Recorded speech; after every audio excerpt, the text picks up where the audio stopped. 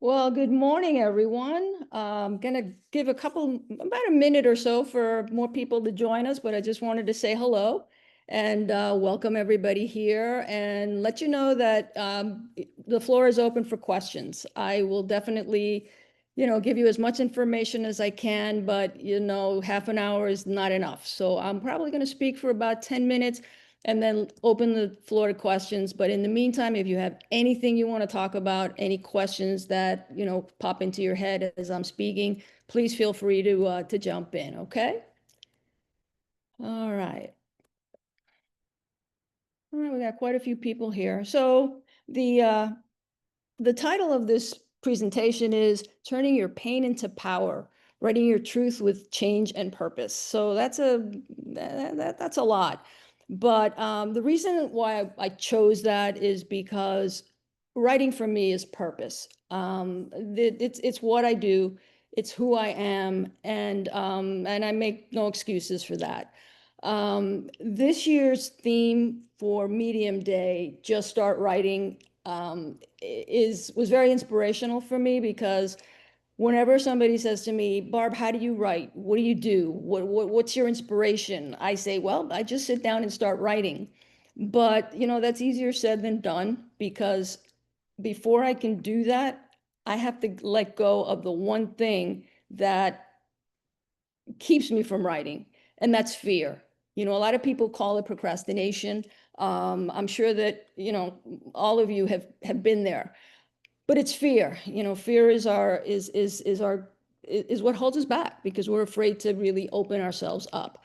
So let me tell you a little bit about my background. I've always loved writing, but I started my career as a television in television news, believe it or not. Back when news was news.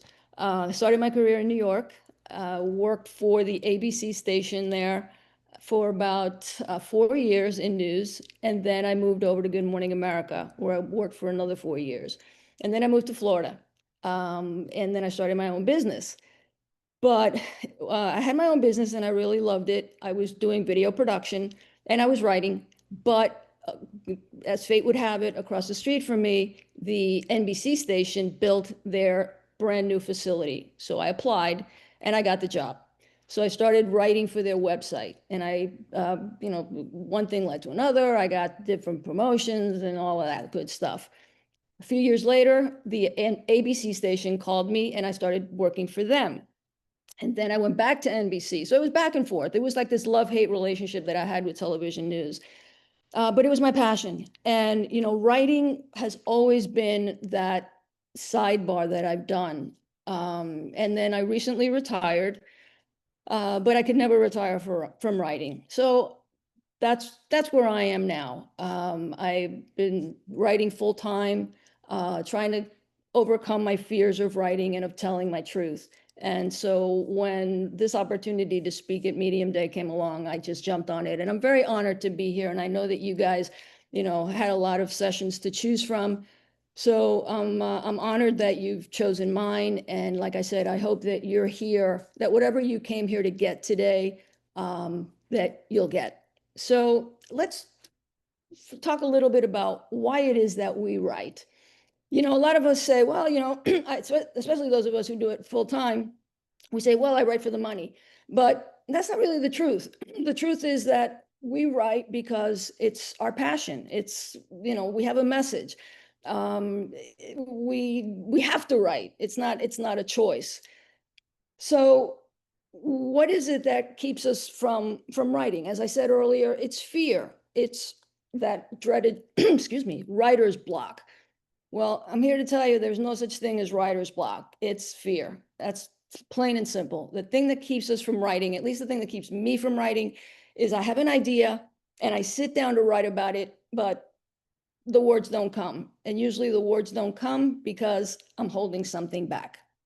So this is the part of the presentation where I step aside from my fear as a writer, which I've sort of overcome, and step into my fear as a presenter. And there's a reason for this. My most popular stories on Medium, and the ones that have gotten me the most viewers and have generated the most income, have been a result of something that was very personal to me, something that, like I said, I've never shared personally. About 10 years ago, I had a situation where, I've always been a very positive person. I've always been fit. I've always exercised. I've always been the glass half full kind of person. But my dad died unexpectedly. And so, I'm an only child, had really loving parents. I had a great life. I grew up in New York. I moved to Florida. I have a great family. But so when my dad passed away, it was like a piece of me had gone with him. A few months later, my cousin, who was also an only child and was a brother to me, he died. And then 6 months later, my beloved dachshund died. So it was like, boom, boom, boom. But despite it all, I kept up my happy face and, my positive attitude. My writing was I never wrote about those things. My writing was really just, funny things. I was known as a funny writer. I wrote about animals, I wrote about spirituality, but really nothing about what I was going through. So then here's the part where it's difficult for me to talk about because I've never shared this in public. I did what a lot of writers do, what a lot of people do is I started drinking. And I'm not proud of that. But it led me to something that it led me more towards the purpose of why I'm a writer. Um, and I'll keep, I'll make a long story short. You can read all about my journey from drinking to not drinking in my Medium articles. But I found that, by telling my story, by telling my truth, I connected with my audiences. I no longer had to write to make money because the money was flowing even without me trying. Um, I stopped writing about things that I knew about, and I started writing about things that I felt about. It was scary. I'm not going to tell you it wasn't. So the way that it happened is one day in the middle of the night, I had stopped drinking for about 6 months. And in the middle of the night, I get woken up by the muse. And, as the muse always is, insistent, saying to me, you got to write about this. You got to write about your journey because other people are, want to know about this. And I'm like, oh, I don't have, I don't have the qualifications to do this. I'm just somebody who stopped drinking. But the muse, as always, was very insistent. So I got up at 4 o'clock in the morning and I started writing and I poured my heart out. Um, and that was the beginning of a series of articles that not only helped me to, it wasn't just therapy for me. I found that it was therapy for others. And that's my greatest satisfaction as a writer, as I'm sure that, you guys, when you write something and your audience responds to it, that's you even if it's just one person, you feel, hey, I've made a difference. And that's what it's about. It's about, not just doing something for the masses, but writing and having the faith that whatever inspired you for a reason. And if you touch just one person, that makes it all worthwhile. So, and then as a result of writing those articles, I started getting a lot of emails and people started reaching out to me asking, well, how do I stop drinking? And again, I didn't want to sound preachy because I hated it when I was drinking too much and somebody was preaching to me, telling me you need to stop drinking. That was forcing me to drink even more. So I I said I was trying to think, well, how do I write about this without being preachy? How do I write about this and answer questions and make a difference? So I sat down and I wrote in. Oh, the other thing that was happening was people were asking me, hey, I have a lot of relatives or friends that drink too much.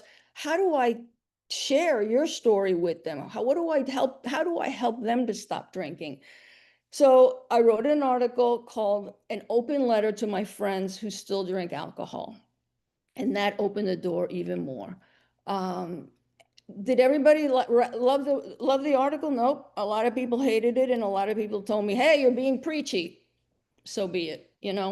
Um, And what I learned there is that if I had censored myself, if I had listened to that voice inside of me that said, oh, no, no, no, no, that's too scary, don't do that, nothing would have happened. I wouldn't have had the satisfaction of knowing that I had reached so many people. And that article, about that open letter has been on Medium has been the piece that has generated the biggest audience and the greatest amount of income. So, that's been very satisfying to me. And then as a result, I was able to open up about other things that I was afraid to open up about.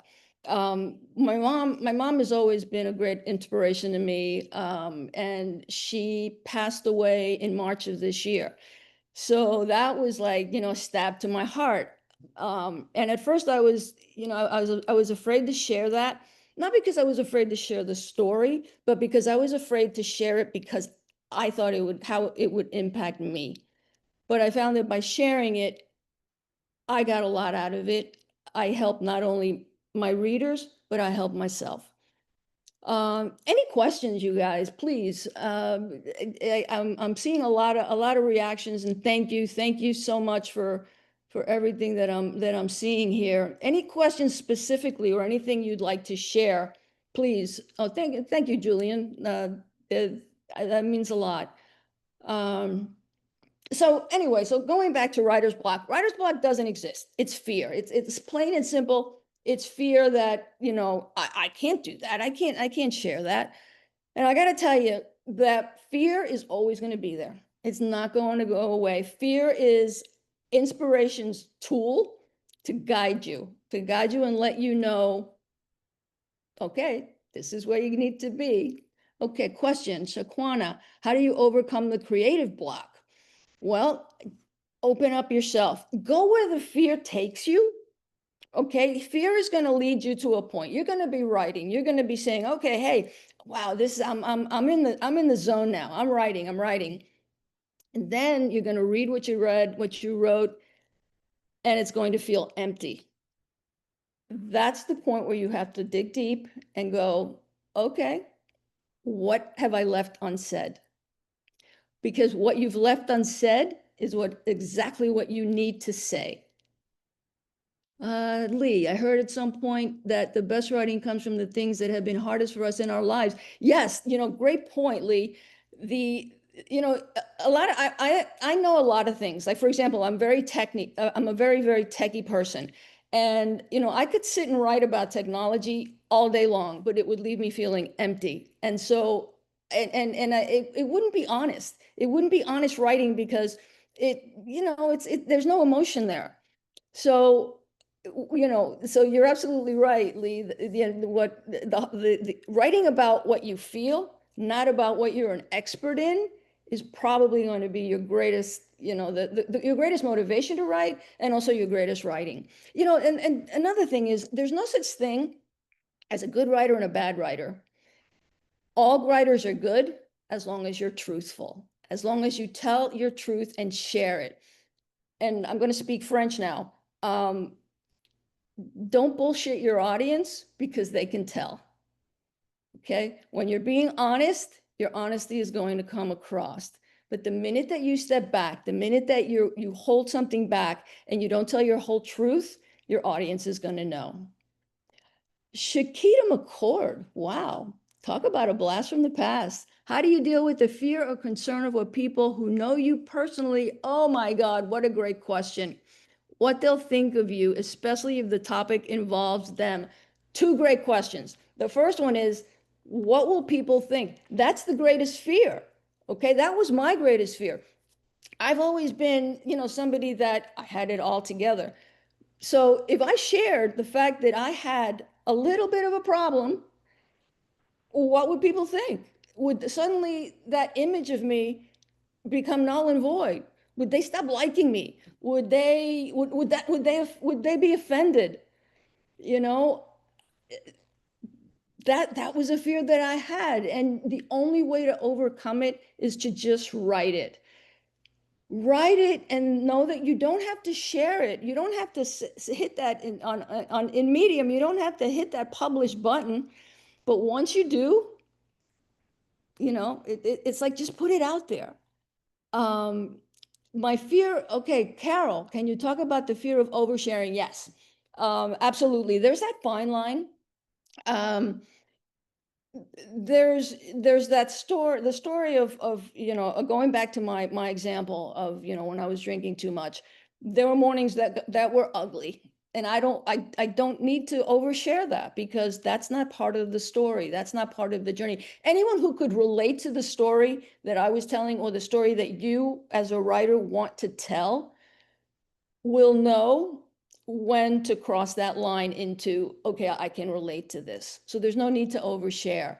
And you'll know because I always say, put yourself in your reader's shoes. The reader is the one who, will determine what your story is about, how it relates to them. So trust the reader. Be honest, but trust that the reader will make that leap and know what the next step is, how it relates to them. And there's going to be times when your stories are not going to relate to people. Another something that I always heard is when I started writing, or when I started writing and to as a full-time job, is always, find your audience, find your niche. Look for the audience that's going to be the most attracted to your pieces. um Look at your statistics, and I'm like, oh my God, no, no, no, this is not me. What I'm telling you is those things are important, those things are great, but don't start there. Okay, start where your story is. Start in your heart. Okay, and your heart will guide you. Don't look for an audience. Write your story, and your audience will find you. What else we have? We have a lot of questions, guys. As I said earlier, and some of you might have missed it, that we're not going to have enough time in a half hour to cover all of the information that you guys are here to get, and I won't get to all your questions. But please reach out to me. I love reaching out to people. I love having these dialogues. So email me. If you want to Zoom with me personally, that's great too. Find me on Medium. Read my stuff. Tell me that you love my stuff or hate it. If you hate it, that's great too. That's another thing. As writers, we're afraid that people are going to critique our writing. Well, that's great. When somebody critiques your writing, that means that they paid attention. When somebody is offended by something that you write, that means that you push the hot button. And pushing hot buttons is why we're writers. If we're safe, if we take the easy way out, we're not writers. We're just putting words on paper. We're not authors. We're not right. We have to be authentic in order to really call ourselves writers. What else do we have here? You mentioned GMA, so kind of off topic. A local paper put a call for freelance writers. I didn't have a writing sample like a local news story, so I went and covered an event, interviewed multiple people, took photos, then I wrote the article, submitted photos. They accepted me, blah, blah, blah. I replied, asked for a few more details. That was the last month. I was disappointed. Did I mess up by asking too many questions? No, Corey, you didn't mess up. That assignment wasn't for you. A lot of times that's another thing that I find, I put myself out there for writing assignments and for jobs. And I find that the jobs that I don't get, or the assignments that I don't get, really weren't meant for me. So ask yourself, why were you interested in becoming a freelance writer? And if you dig deep, you might find that whatever the reason was not for you. In other words, this job was not going to be for you. This wasn't something that you were going to be fulfilled in. I applied when I moved to Florida. I started my own business, but I needed time for the business to grow. So I started putting out feelers for, just any type of job, any type of freelance job. And I took a lot of jobs that I hated. And a lot of them, there was a couple where I actually got fired. And I was so grateful because, looking back, all of that would have done was getting in my way of what I really was meant to do. I hope that I answered your question, Corey. I didn't mean to blow you off, but think about it. Think about that, and who knows? You might get the job offer. Okay, what else? I find it difficult sometimes to find the courage to write a particular story because I'm scared it won't relate to people. Some of my stories seem so specific. I really want to tell them, but I don't know how to make it relatable. Any advice? Mina Marie. Once again, going back to what I said earlier, write your story, and the people that it'll relate to will find it. Don't write thinking, oh my God, goodness, I'm not meant to write this. How do I say this? Just say it. One of the things that I find, and I don't know if you guys find the same things, that, especially if I'm writing from my heart, and it happens a lot in the middle of the night because I'm woken up, the muse wakes me up in the middle of the night a lot.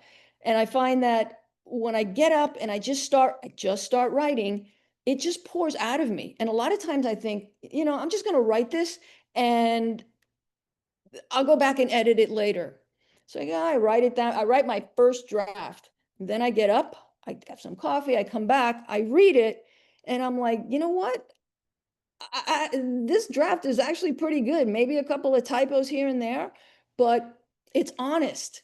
And that's what I'm telling you. Don't censor yourself. If you censor yourself, you're leaving your best writing inside. All right, how do you write feelings and experiences without it feeling to the reader that it's just a personal journal or diary entry, or does it matter if it does? You know, you your personal stories are the ones that people will relate to. And what happens is, for me, for example, when I'm reading something, when I was trying to quit drinking, I read a lot of books on the subject, and a lot of them were the writer's personal stories. But what I did was I put myself into that scenario, and so I find that the people that are going to read your stories, they're going to put themselves in there. There's going to come a point where they're not going to see it as your story, but they're going to relate to it as their own stories. So don't be afraid. Never be afraid to put your feelings down on paper. Maria, I want to write the lessons that I have learned while growing up through some really challenging times. Do I write under a pseudonym as myself? I find it hard to determine oftentimes. It's your own comfort level. It's about getting it out there.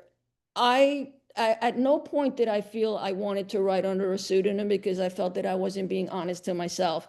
And I wanted to share my story because I wanted the people who know me, the people who know me and read my story, to understand that it came from me and not from, a pseudonym. But again, it's your own comfort level. There are no hard and fast rules. The only hard and fast rule is get your feelings down on paper and share them. Don't let fear hold you back. When you censor yourself, you leave your best writing inside. Yes, absolutely.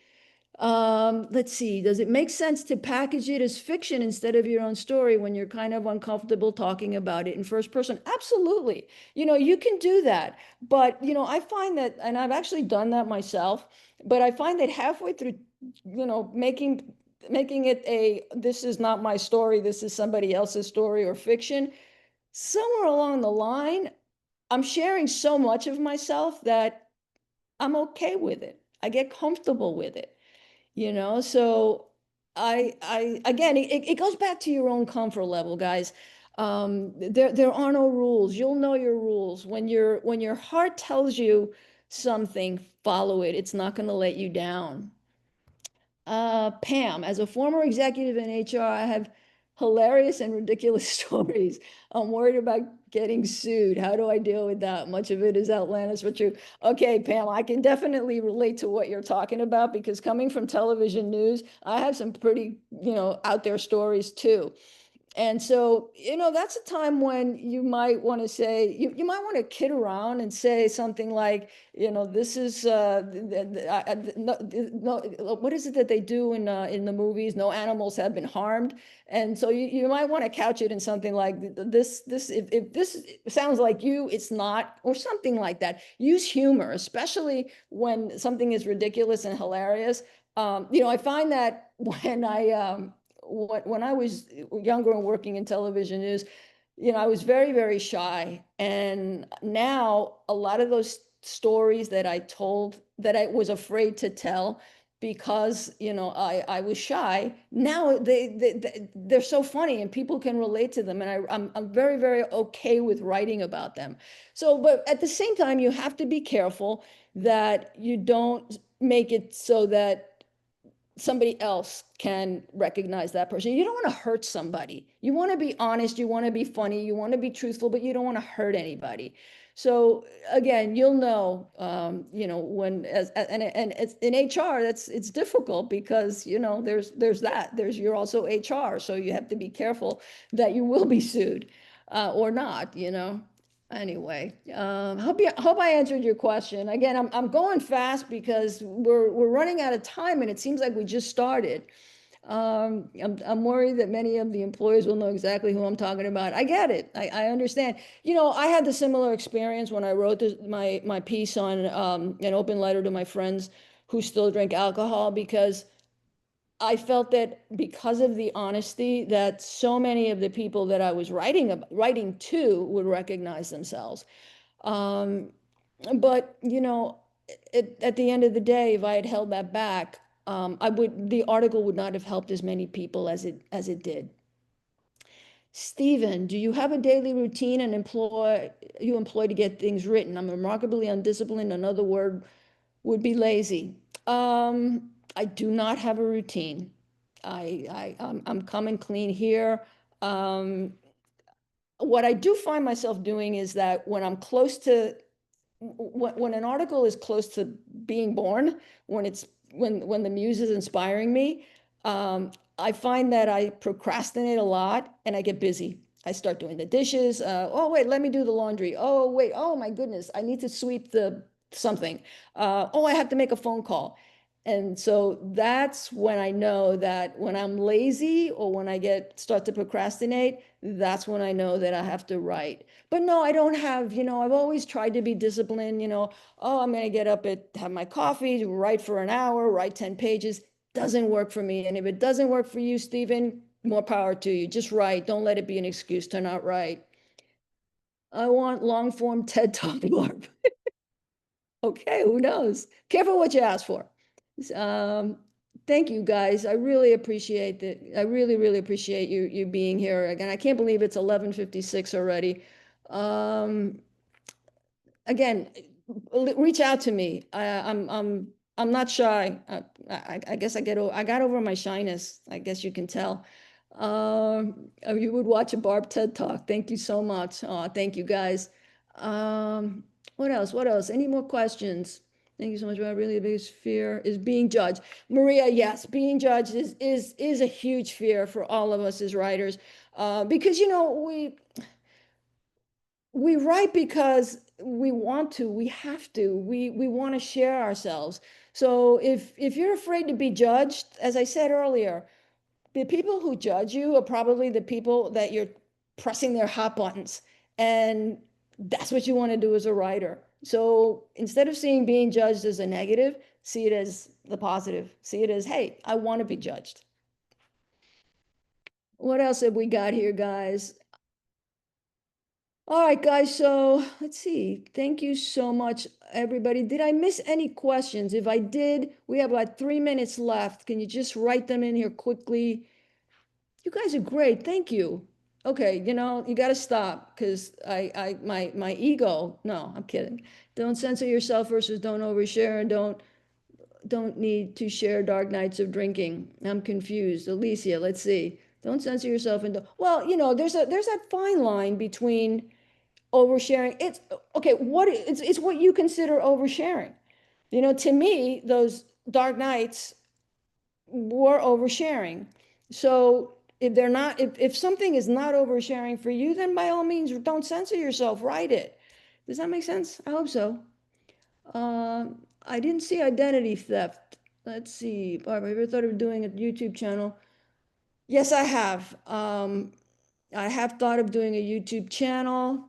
Here's my email. Okay, here goes my email.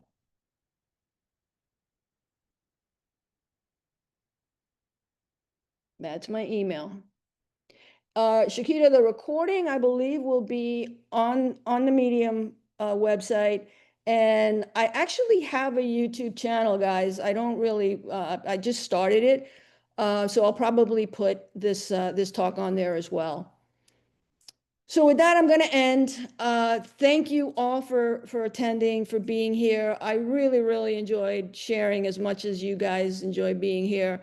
Anything that you want to ask me, email me, or just, just whatever, email me or reach out on Medium. I went through 10 years in video production myself to the low meandering road back to writing. Shelved the incomplete memoir of many. Working as a Thursday. Jasmine, write your story. Don't wait. Do it.